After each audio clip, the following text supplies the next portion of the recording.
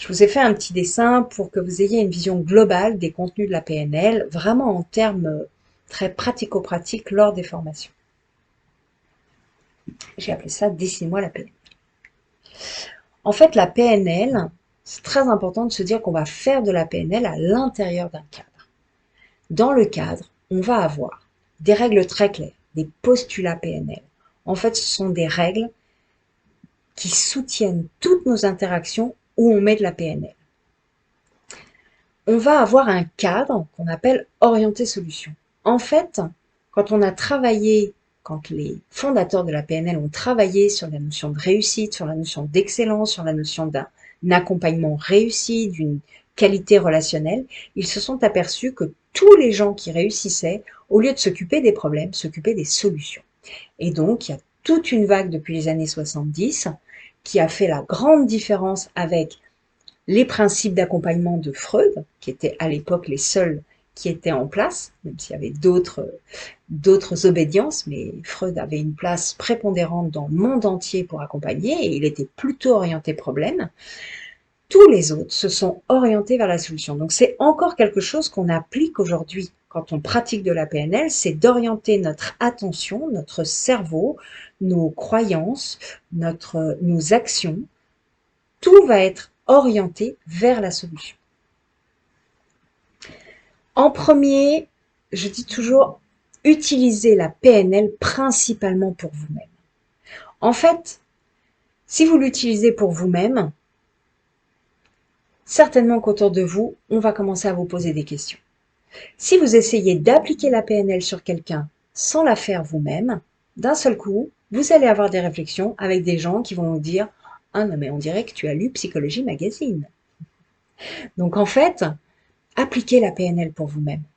Faites les choses, modifiez des comportements, modifiez votre façon de penser, modifiez vos émotions comme ça vous arrange, comme ce qui va vous faire du bien à vous principalement. N'essayez pas d'abord d'appliquer la PNL avec d'autres personnes, faites-le principalement avec vous. Et si vous le faites avec quelqu'un d'autre, ayez un positionnement conscient, évidemment on va y revenir, conscient et bienveillant face à l'autre. Que vous ayez compris quelques éléments, que vous ayez appliqué quelques éléments de ce que vous allez apprendre dans ces vidéos, super. Mais l'autre en face, il n'a pas fait les vidéos. Et même s'il les a faites, même si vous travaillez avec des gens qui ont déjà fait de la PNL, chacun avance à son rythme. Donc, votre positionnement quand vous êtes face à quelqu'un, il doit être très conscient de ce que vous mettez dans la relation et très conscient que l'autre, il fait comme il peut et qu'il est libre de faire comme il peut.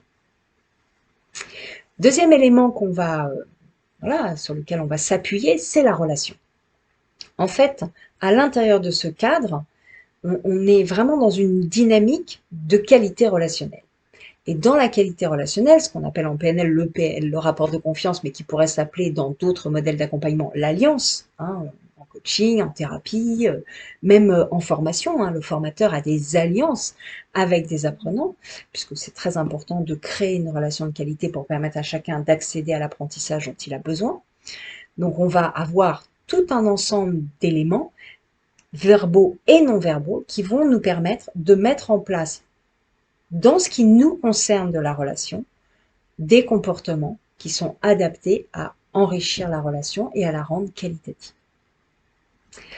En général, ce cadre orienté solution et cette relation, quand on fait de la PNL, on a une volonté qui est de permettre à un interlocuteur de nous partager une problématique ou en tous les cas pour nous de travailler sur une situation problématique, ce qu'on appelle en PNL un état présent, EP, qui souvent, on part du principe que l'état présent n'est pas satisfaisant et qu'on aimerait aller vers un état désiré qui, lui, va être satisfaisant. Donc en fait, l'état présent, on va pouvoir l'explorer, mieux le comprendre, le modifier, déjà modifier la perception de ce qui se passe aujourd'hui. On va pouvoir faire un recadrage conversationnel, on va pouvoir modifier ce que l'on ressent de la situation actuelle. Et puis le but, c'est d'aller vers un état désiré et de ED, qu'on pourra appeler aussi l'objectif. L'état présent, c'est la situation actuelle, l'état désiré, c'est l'objectif. Il est forcément dans le futur. Je ne suis pas, si je me place dans un principe d'accompagnement, je ne suis pas la personne qui va accompagner la personne jusqu'à l'état désiré, mais voyez bien que mon cadre et ma relation vont préparer le passage à l'action de mon interlocuteur, ou quand je travaille avec moi-même, je prépare ce que je veux faire à partir du moment où je passerai à l'action. L'état désiré, on va le questionner, on va le clarifier. Toute la clarification d'objectifs, c'est vraiment le but du jeu dans la PNL, c'est de clarifier nos objectifs. On va reformuler, on va vérifier, on va visualiser correctement, on va améliorer l'objectif. En fait, vraiment, une fois que l'être humain sait ce qu'il veut atteindre, ça devient super clair de l'atteindre et presque facile. Entre les deux, entre l'état présent et l'état désiré, on a parfois besoin d'un état ressource. En fait, quelque chose qui va nous aider. Une ressource n'est pas à l'extérieur de nous. Une ressource, c'est une ressource intérieure. C'est la confiance, c'est le calme, c'est la distance, le fait de prendre du recul, c'est le fait de voir le bon côté des choses, c'est le fait de considérer, par exemple, une expérience passée difficile comme une ressource. Donc vraiment, les états ressources, on y fait appel en permanence. Dès que vous réussissez quelque chose, dès que ça vous permet de passer d'un état présent à un état désiré, c'est une ressource. Quand vous vous réveillez le matin, pour passer de la position allongée à la position debout, vous faites appel à une ressource qui s'appelle la motivation, ou l'élan, ou l'obligation. Se sentir obligé de. Mine de rien, ça nous permet de nous lever tous les matins, plus ou moins confortablement, je vous l'accorde. Donc l'accès aux ressources est quelque chose de fondamental dans la PNL. On a des protocoles dans la PNL. En fait, parfois, on sait que la ressource dont on a besoin, elle est disponible, mais on a du mal à y accéder au moment où on en a besoin. Donc en fait, on dit que la ressource est disponible, mais que ce sera encore mieux avec un protocole d'amélioration ou de préparation, ça dépend, vous trouverez les deux termes dans des bouquins sur la PNL. Donc en fait, c'est un petit peu comme un sportif de haut niveau, il a l'habitude de s'entraîner, il a l'habitude de faire sa course, mais le jour de la compétition, il est encore mieux préparé, il a amélioré ses performances, il est massé, il a bien dormi, il est vraiment dans une condition optimum pour le jour de la compétition. Donc en fait, c'est ça, une ressource qui n'est pas disponible en permanence, mais qui le jour où je dois passer à l'action, elle doit être disponible. Et puis il y a une autre situation qui est la ressource dont j'ai besoin semble indisponible. Parfois même, on a même des gens, quand ils partagent leurs objectifs, ils disent, bah, en fait, il faudrait que je fasse ça, mais il faudrait que j'ai, par exemple, confiance en moi. Mais j'ai pas confiance en moi. Ils partent du postulat, ils ont la croyance qu'en fait, ils n'ont pas de confiance. Alors, petit aparté, si on est capable de nommer une ressource, ça veut dire qu'on l'a en nous. Alors peut-être est-elle cachée, peut-être l'accès n'est pas assez régulièrement activé, mais si on est capable de parler de quelque chose, ça veut dire que ça fait partie de notre expérience. Donc si vous êtes capable de dire « je n'ai pas confiance, je n'ai pas d'estime, je n'ai pas de calme, je ne sais pas être calme », c'est faux. Vous en avez, juste à ce moment-là, au moment où vous en avez besoin, vous avez besoin de réactiver l'accès. Donc les protocoles que nous appliquons dans ce cas-là s'appellent des protocoles de changement. On voit bien la différence entre je me prépare d'autant mieux et j'opère un changement. Les protocoles de changement sont vraiment des protocoles aussi simples que les protocoles d'amélioration, c'est juste dans les effets où ils ont des effets beaucoup plus importants et beaucoup plus on-off que les protocoles d'amélioration. Alors vous me direz, on ne parle pas du tout du passé. Alors presque pas. En fait, la PNL est orientée solution.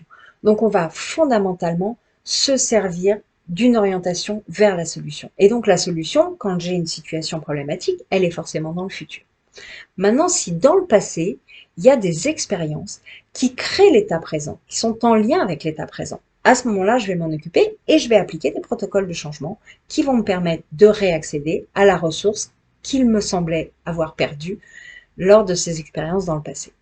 En fait, je reprends les termes de Natacha Calestrémé, que j'aime beaucoup, qui est une accompagnante qui fait des ateliers, et chaque élément que nous vivons de façon difficile n'est qu'une réplique de notre passé sur lequel on n'a pas réussi à transformer.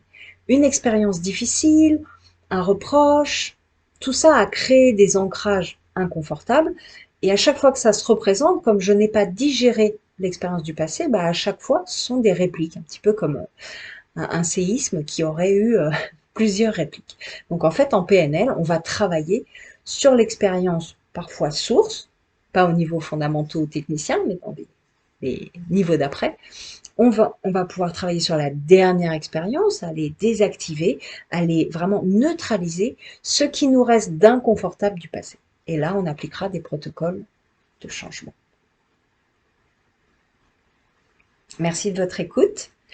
La prochaine vidéo, on va rentrer dans les postulats PNL, la définition et les moyens de communication.